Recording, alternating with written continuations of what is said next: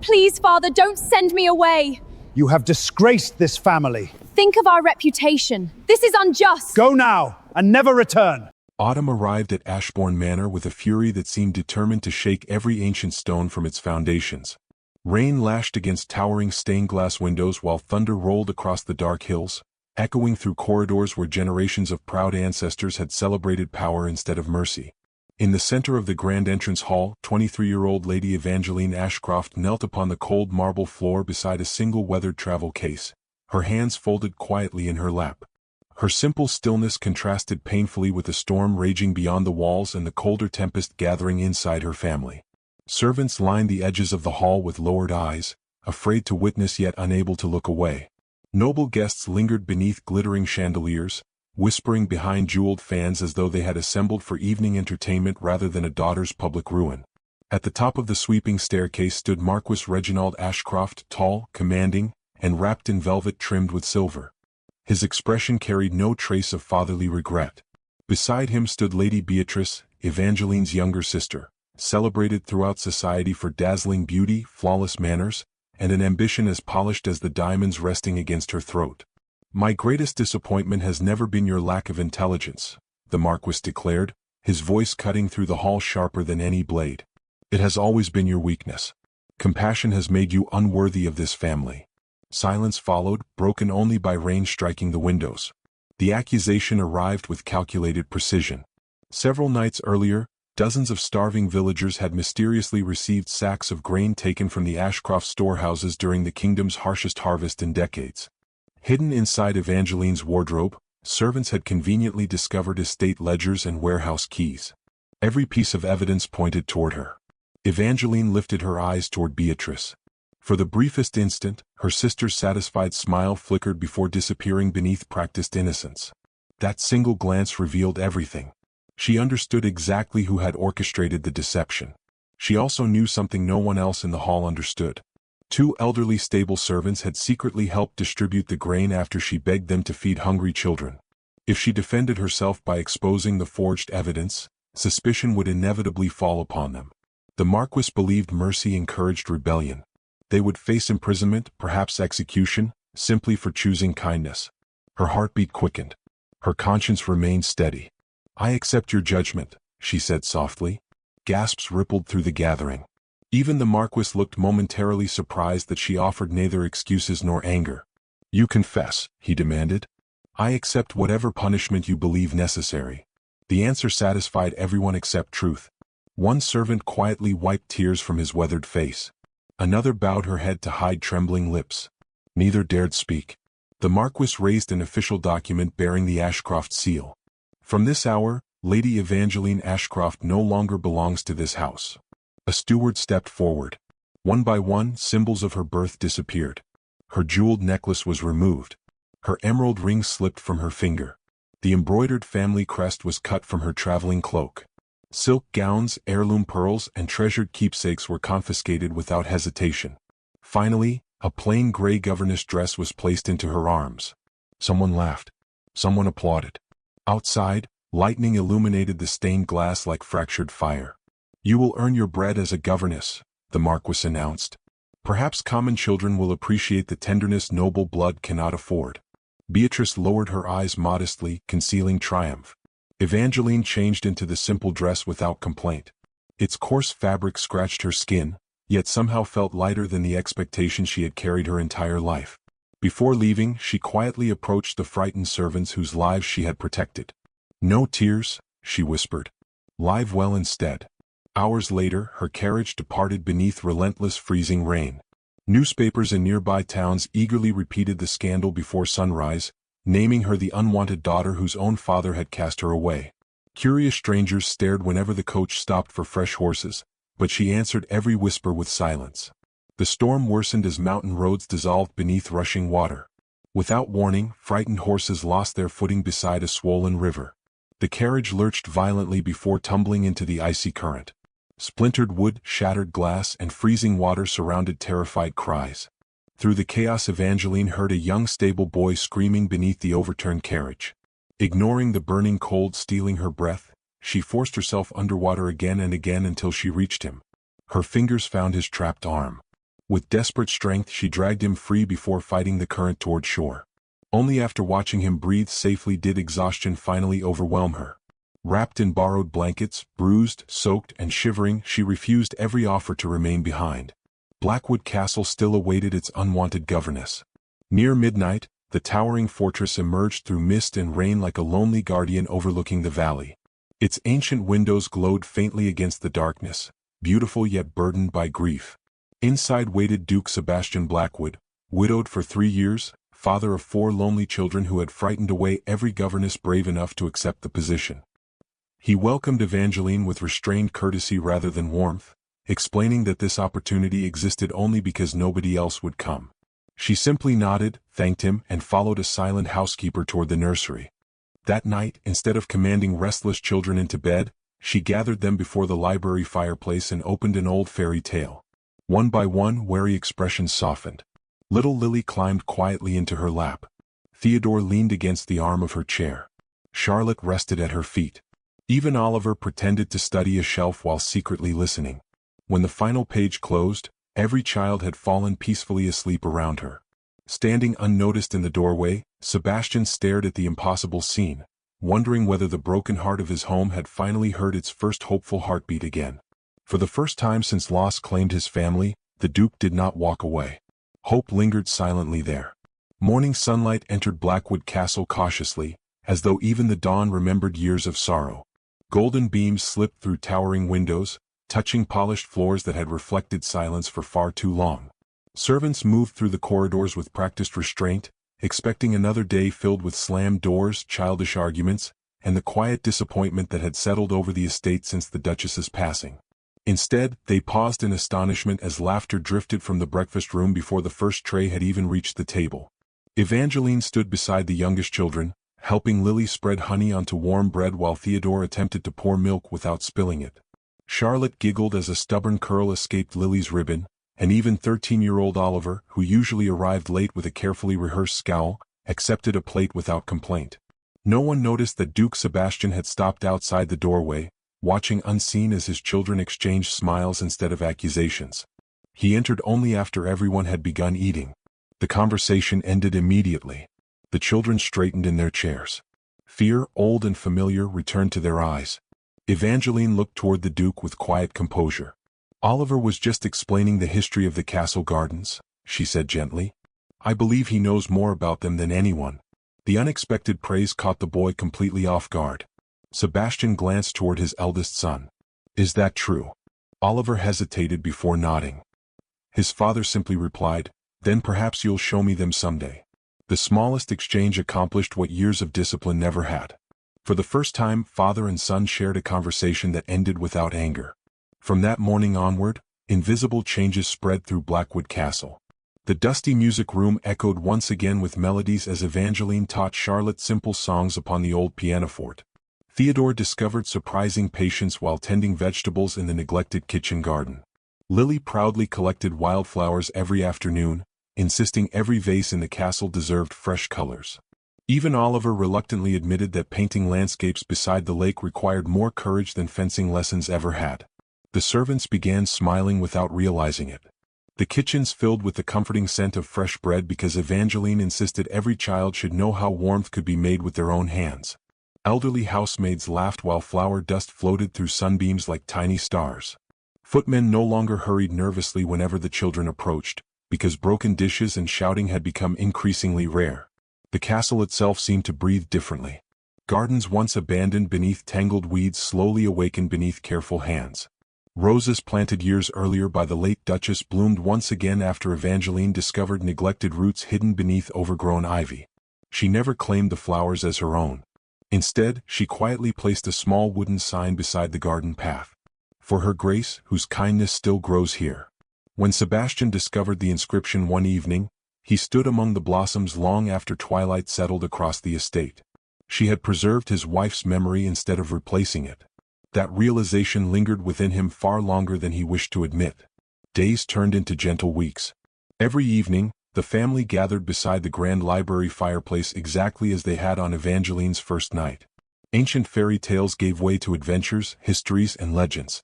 Sometimes the children interrupted with endless questions. Sometimes they simply rested against her shoulders, listening to the crackling fire while rain whispered against towering windows. Those evenings slowly became sacred. Sebastian often remained hidden beyond the doorway. He told himself he merely wished to ensure discipline remained intact. Deep inside he knew the truth. He had begun waiting for the sound of her voice. One rainy afternoon, Evangeline wandered into the castle attic searching for art supplies. Instead, she discovered forgotten trunks filled with dolls, wooden horses, tiny tea sets, and embroidered blankets that had belonged to Sebastian's late wife during her own childhood before being lovingly passed to their children. Most were damaged. Several had been broken during grief-stricken outbursts after the Duchess died. Evangeline carried every toy downstairs. Night after night, while the household slept, she carefully stitched torn fabric, polished faded paint, replaced missing ribbons, and carved tiny wooden wheels for broken wagons. One evening Sebastian entered the sewing room unexpectedly. She didn't hear him. Her attention remained fixed upon a cracked porcelain doll resting gently in her lap.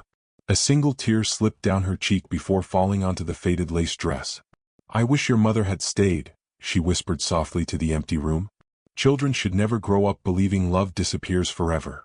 Sebastian remained motionless. No words formed. Something inside him shifted with quiet certainty. Until that moment he had admired her goodness. Now he understood its depth. She loved his children without asking them to forget the woman who had first loved them. Spring arrived carrying fields of wildflowers beyond the estate. The children begged for a picnic beside the narrow stream winding through blooming meadows. Sebastian reluctantly agreed. Laughter followed them beneath flowering trees as blankets were spread upon soft grass. Theodore skipped stones while Oliver pretended not to race Charlotte toward an old oak tree. Lily chased bright butterflies until one drifted across the shallow stream. Without thinking, she hurried after it. The muddy bank crumbled beneath her tiny shoes. Evangeline lunged first. She caught Lily safely but lost her own footing. Both tumbled into the freezing water. Before anyone could scream twice, Sebastian plunged into the stream fully clothed. The icy current tugged fiercely at Evangeline's skirts. Strong arms reached her. He lifted Lily onto the bank before gathering Evangeline against his chest. Neither spoke as he carried her through blooming fields toward dry blankets. Water glistened upon loose strands of her dark hair.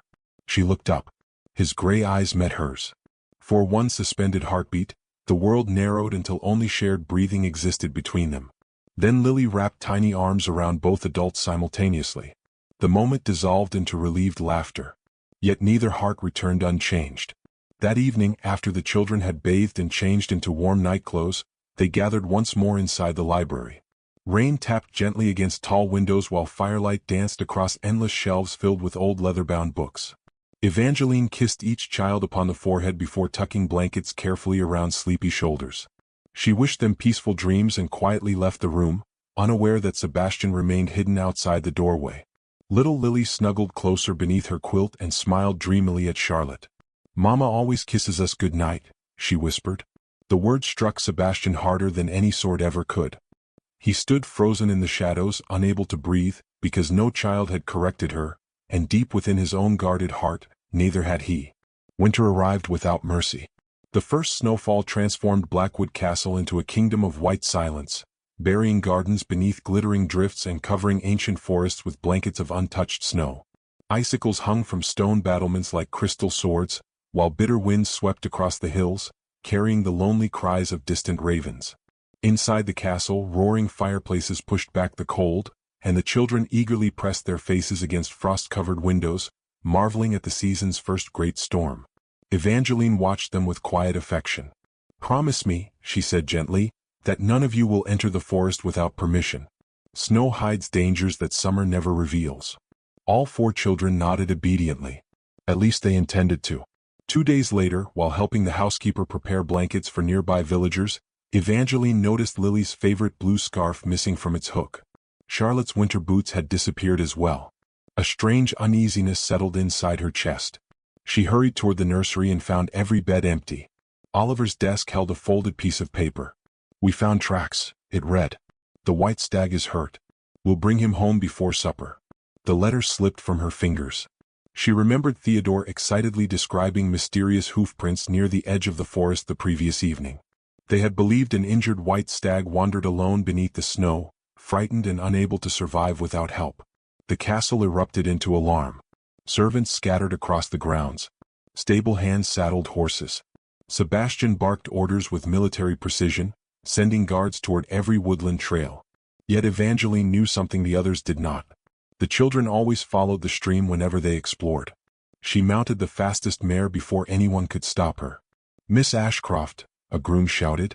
But she was already disappearing into the swirling snowfall. Snow stung her face as the horse galloped beneath towering pines.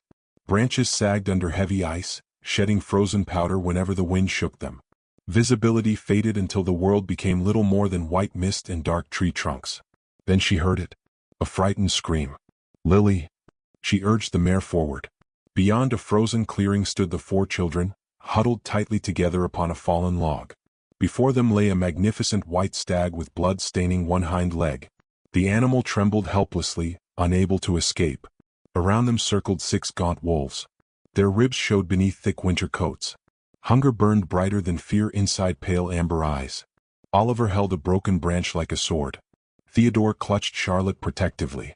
Lily cried quietly without moving. The wolves crept closer. Evangeline dismounted before the horse had fully stopped. She seized the brass hunting horn fastened beside the saddle and lifted the lantern hanging from its hook. "Stay exactly where you are," she shouted. The children turned. Relief flooded their faces. "Mama?" The single word gave her courage greater than any weapon. She stepped between the children and the wolves. The lantern's warm light flickered against snapping jaws. She blew the hunting horn with every breath her lungs could gather. Its powerful cry echoed through the frozen forest. Several wolves hesitated. One retreated. Another growled lower, uncertain. But the largest wolf remained. It lowered its head. Its ears flattened. Slowly it advanced. Evangeline spread her arms wider, shielding the children behind her. "Do not move," she whispered. Theodore's frightened voice trembled. "We're sorry." She never looked back. "I know." The wolf lunged. She swung the lantern. Glass shattered against its shoulder, scattering burning oil across the snow. Flames flared briefly before dying beneath falling flakes. The startled animal recoiled, but another wolf darted around her left side. Charlotte screamed. Evangeline pushed Lily beneath her heavy cloak and grabbed Theodore's arm, pulling both children behind her just as sharp teeth tore across her shoulder. Pain exploded through her body. Warm blood stained the white snow. Still she refused to fall. Again she lifted the hunting horn. Again its desperate call rang through the wilderness. The wolves circled faster now. They sensed weakness. The injured stag struggled desperately to stand but collapsed once more, unable to flee. Oliver picked up a fallen branch and rushed toward the nearest wolf. "No!" Evangeline cried. She caught him just before another animal leaped. Its claws slashed across her back. She stumbled to one knee. The children gathered around her instinctively, trying to shield the woman who had come to protect them. Snow swirled violently. Then another sound shattered the forest. Horse hooves. Dozens of them. Sebastian burst into the clearing leading mounted guards through waist-deep snow. His face carried a terror none had ever witnessed. "There!" one guard shouted. The largest wolf sprang toward Evangeline once more. Sebastian drew his hunting rifle. One deafening shot echoed between the trees. The charging wolf collapsed only feet away. The remaining pack scattered into the blizzard as mounted riders pursued them through the forest. Silence returned almost immediately. Only the wind remained. Sebastian leaped from his horse and dropped beside Evangeline. Blood soaked her torn cloak. Her breathing came in shallow, painful whispers. The children clung to her desperately. "They're safe," Oliver kept repeating through tears. "They're safe." Sebastian gently gathered Evangeline into his arms. She weighed almost nothing. Her head rested against his shoulder. Snowflakes melted in her dark hair. As they began the long ride back toward the castle, she forced her heavy eyelids open one final time. "Please," she whispered. He leaned closer. "Save the children." "They're safe," he answered firmly. "Because of you." A faint smile touched her lips. Then consciousness slipped away. For 3 endless days Blackwood Castle existed between hope and despair. Physicians came and went carrying blood-stained bandages. Fever refused to loosen its grip. Every hour Sebastian remained beside her bed, ignoring food, sleep, and every responsibility beyond the chamber door. He held her hand whenever nightmares stole her breathing, believing somehow she would always find her way back if she felt someone waiting. The children visited together each evening. They spoke softly about ordinary things. Charlotte described new roses she planned to plant. Theodore promised never to disobey again. Oliver quietly apologized for leading everyone into danger. Little Lily simply curled beside Evangeline's pillow and waited. On the morning of the fourth day, pale winter sunlight slipped through the curtains. Evangeline's fingers moved. Slowly her eyes opened. She found Sebastian asleep in the chair beside her, his head resting near the mattress, one strong hand still wrapped gently around hers. She smiled weakly. The slight movement woke him instantly. Relief flooded his exhausted face. Without thinking, without considering duty, reputation, or consequence, he bent forward and pressed the gentlest kiss against her forehead. Before either could speak, the chamber door burst open. The children rushed inside. Lily reached the bedside first, tears shining like tiny diamonds upon her cheeks. She wrapped both arms around Evangeline with all the strength her little heart possessed. "Mama came back," she whispered. Sebastian looked into Evangeline's eyes, and for the first time neither of them turned away from the truth quietly growing between them. Spring returned slowly to Blackwood Castle, washing away the last traces of snow with gentle rain and pale golden sunlight. Wounds healed, flowers awakened, and laughter once again wandered through the ancient halls. Evangeline's shoulder still ached whenever she lifted Lily into her arms, yet she never complained. Every scar reminded her that 4 precious lives had been spared. The children refused to leave her side for long, as though fearing she might disappear if they looked away. Sebastian noticed every quiet gesture, the way Theodore instinctively reached for her hand, the way Charlotte leaned against her while reading, the way Oliver sought her advice before making even simple decisions. Without ceremony or announcement, she had become the heart around which his family quietly revolved. Rumors, however, traveled faster than spring winds. Across the kingdom, nobles whispered that Duke Sebastian Blackwood had fallen under the influence of the banished Ashcroft daughter. Some claimed she intended to trap him into marriage. Others insisted she had bewitched his children to secure wealth she had lost. Every lie eventually found its way to Ashbourne Manor. Marquis Reginald Ashcroft listened with growing disbelief. The unwanted daughter he had cast aside was no longer pitied. She was admired. The Duke's household praised her. Servants throughout neighboring estates spoke of her kindness. Even merchants described Blackwood Castle as brighter than it had been in years. The Marquis saw danger where others saw redemption. If Evangeline gained the protection of one of the kingdom's most respected dukes, the lies surrounding her banishment might finally unravel. He would not allow that. One bright morning, 6 elegant carriages rolled through Blackwood Castle's iron gates. Ashcroft banners fluttered proudly above polished coaches while liveried footmen announced distinguished visitors. Sebastian greeted them with restrained courtesy in the great drawing room, though surprise darkened his expression when Reginald entered beside Lady Beatrice. Evangeline froze. Months had passed since she had seen the family that abandoned her. Nothing in their faces suggested remorse. Reginald offered a cold smile. "It appears our misguided daughter has enjoyed remarkable hospitality." "I am no longer your daughter," Evangeline answered quietly. His eyes hardened. "You remain my responsibility until I decide otherwise." Sebastian stepped forward. "Lady Evangeline is a respected member of this household." "A governess," Beatrice interrupted with a dismissive laugh. "Surely your grace understands the difference." Lily immediately slipped her small hand into Evangeline's. Charlotte and Theodore moved closer. Even Oliver stood protectively beside her. The silent gesture spoke louder than argument. Beatrice's smile faltered. Reginald noticed it too. His carefully rehearsed confidence weakened as he realized the children genuinely loved the woman he had discarded. Determined to regain control, he announced before everyone present that Evangeline had always been deceitful, sentimental, and unworthy of noble trust. He repeated the accusations surrounding the missing grain, insisting Blackwood Castle had welcomed a confessed thief beneath its roof.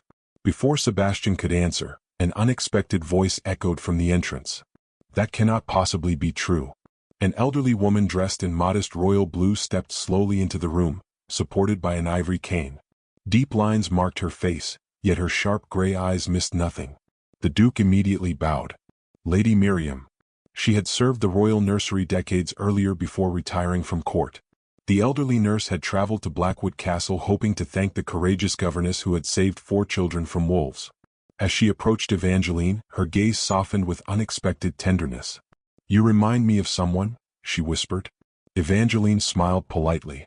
"I fear you've mistaken me. Perhaps. Lady Miriam reached gently toward Evangeline's shoulder. The physician mentioned your bandages remain uncomfortable. May I adjust them?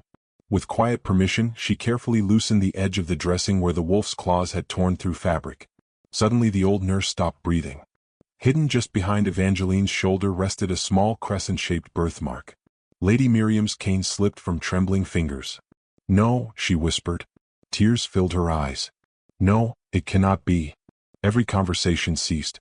The elderly woman reached inside a worn leather satchel and withdrew an aged miniature portrait protected beneath cracked glass. It depicted an infant wrapped in royal blankets, one tiny shoulder exposed. The same crescent-shaped mark. 23 years vanished from her memory. I bathed the royal princess every morning, Lady Miriam said, her voice shaking. I would recognize this mark even on my dying day. Confusion swept across the room. Reginald's face turned pale. Beatrice stared silently at her father. Sebastian looked between them, sensing a truth far greater than anyone understood. Lady Miriam slowly explained what history had forgotten. 23 years earlier, flames consumed part of the royal palace during a violent uprising. Amid smoke and collapsing beams, the infant princess disappeared. Soldiers searched for weeks.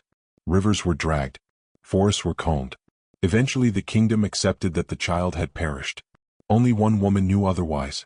A loyal noblewoman had rescued the baby from the burning nursery moments before the roof collapsed. Pursued by conspirators hoping to destroy the royal bloodline forever, she fled across the countryside. Desperate to hide the child, she entrusted the infant to an influential nobleman she believed honorable enough to protect her. That nobleman had been Reginald Ashcroft. Every eye turned toward him. His proud posture crumbled. I intended to return her, he murmured weakly. But you never did, Lady Miriam answered. Reginald closed his eyes. At first I feared the conspirators still hunted her. Later, I realized raising the lost princess offered opportunities impossible to ignore. If one day I revealed her identity, my family would stand closer to the throne than any house in the kingdom. Beatrice stepped backward in horror. You used her? I prepared her for greatness. You prepared her for obedience, Evangeline said softly. The room fell silent again. Reginald's shoulders sagged beneath years of hidden guilt. When she grew older, he admitted, she cared more about hungry children than power. She refused every political match I arranged. She embarrassed our ambitions. She became impossible to control. So you destroyed her instead, Sebastian said, his voice colder than winter. No one defended the Marquis. Royal messengers arrived before sunset, summoned immediately after Lady Miriam's testimony reached the capital.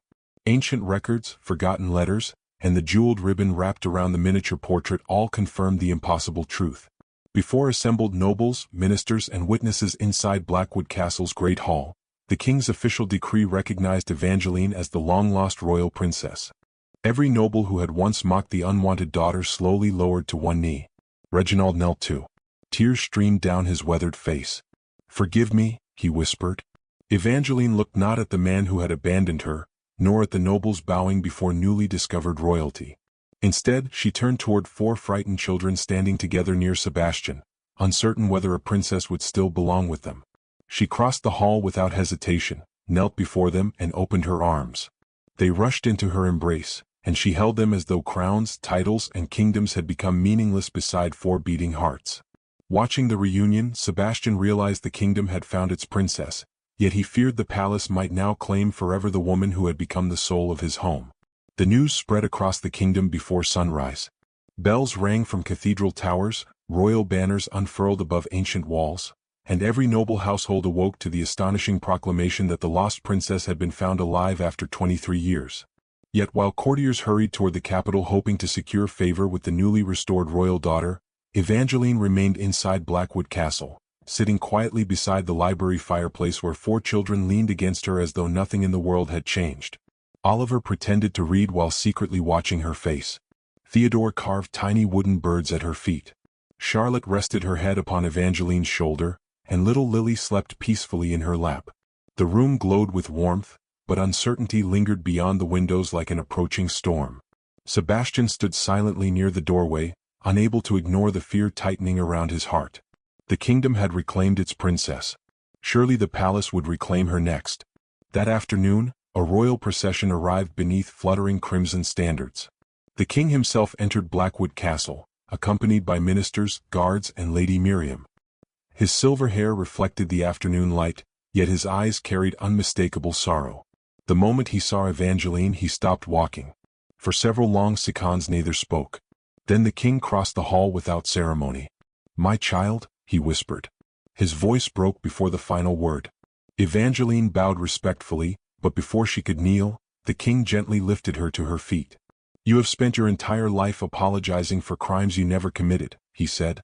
"You will never kneel to me." Tears filled countless eyes throughout the hall. The king embraced the daughter he had believed dead for more than 2 decades. There were no royal speeches, only the quiet grief of a father mourning lost years that could never be returned. When he finally stepped back, his gaze moved toward the 4 children still gathered around Evangeline. "They love you." "They became my family," she answered softly. "I can see that." During the following days, preparations began for Evangeline's formal recognition at court. Designers arrived carrying magnificent gowns embroidered with silver thread. Jewelers presented heirloom tiaras. Tutors offered lessons in forgotten royal ceremonies. She accepted every responsibility with grace. Yet every evening she returned to the same library, exchanged silk for simple dresses, and read stories until 4 sleepy children drifted into peaceful dreams. The palace dazzled her eyes. Blackwood Castle held her heart. One evening the king requested a private conversation inside the castle gardens. Roses bloomed around quiet stone paths while fountains reflected the fading sunset. "You belong beside the throne," he said gently. "I belong wherever I am needed. You are needed by an entire kingdom." She smiled sadly. "A kingdom may admire a princess, for children need a mother." The king studied her for a long moment before nodding slowly. "I hoped you would answer exactly that way." She looked at him in surprise. "The crown has many servants," he continued, "but kindness cannot be commanded. You have already chosen the life worthy of a queen." Relief softened her features. For the first time since learning the truth of her birth, she felt understood rather than claimed. Meanwhile, Sebastian struggled with a different battle.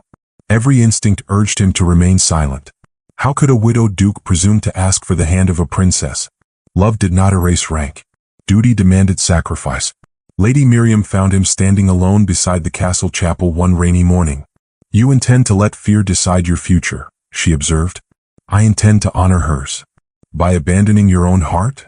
"I have nothing worthy of offering." The elderly nurse smiled knowingly. "You offered her trust before you knew she was royal. Your children offered her love before they knew she wore a crown. Why should truth make your gifts less valuable?" Her words settled deeply within him. That evening invitation summoned nobles from every province to the royal palace for Evangeline's public presentation as princess. Crystal chandeliers illuminated the magnificent throne room while musicians filled the air with solemn melodies. Dukes, princes, ambassadors, and foreign dignitaries lined both sides of the great hall, many already imagining political marriages that might strengthen their influence. Evangeline entered wearing an elegant ivory gown adorned with delicate silver embroidery. A modest diamond tiara rested upon her dark hair, yet nothing about her expression suggested pride. She walked with quiet dignity, smiling first toward the king, then toward Lady Miriam. Finally her eyes searched the gathering. She found Sebastian standing near the rear beside Oliver, Theodore, Charlotte, and Lily. The children smiled hopefully. Sebastian remained perfectly still. The king completed the formal declaration restoring his daughter's name, heritage, and royal rights. Thunderous applause echoed beneath vaulted ceilings. Then he surprised everyone. "My daughter," he announced, "has earned the right to choose her own future. No arrangement, title, or tradition shall decide it for her." Silence swept through the hall. Before anyone could speak, Sebastian stepped forward. Every noble watched. Every courtier whispered. He walked directly toward Evangeline until only a single step separated them. Without hesitation, he lowered himself onto one knee. The hall fell utterly silent. "I cannot offer a throne," he said quietly. "I do not need one," she answered, though tears already shimmered in her eyes. "I cannot promise perfect days. I never asked for them. I can only promise that 4 children and 1 imperfect man will spend every remaining day trying to deserve the love you've already given us." His voice trembled. "Will you allow us to belong to you forever?" The world seemed to stop breathing. Evangeline looked toward the children. Oliver nodded with quiet determination. Theodore grinned through tears. Charlotte clasped her hands beneath her chin. Little Lily whispered, please?" Evangeline laughed softly through joyful tears before taking Sebastian's hands and helping him rise. "I thought I had already found my answer beside a library fireplace," she whispered. "Yes. With all my heart, yes." Applause erupted like thunder. Even seasoned ministers wiped their eyes. The king himself smiled more broadly than anyone present. Several weeks later, sunlight streamed through the towering windows of the royal cathedral. White roses decorated every column, while choirs filled the sacred space with hymns celebrating hope instead of power. Evangeline walked slowly toward the altar wearing a breathtaking cream gown embroidered with tiny lilies and climbing roses, symbols of purity and enduring love. Instead of flower girls and ceremonial pages, Oliver, Theodore, Charlotte, and Lily proudly accompanied her, each carrying a single white blossom. Halfway down the aisle, Lily looked proudly toward the gathered nobles. "She's our mother," she announced with delighted certainty. Gentle laughter and warm applause swept through the cathedral. Not one person doubted her.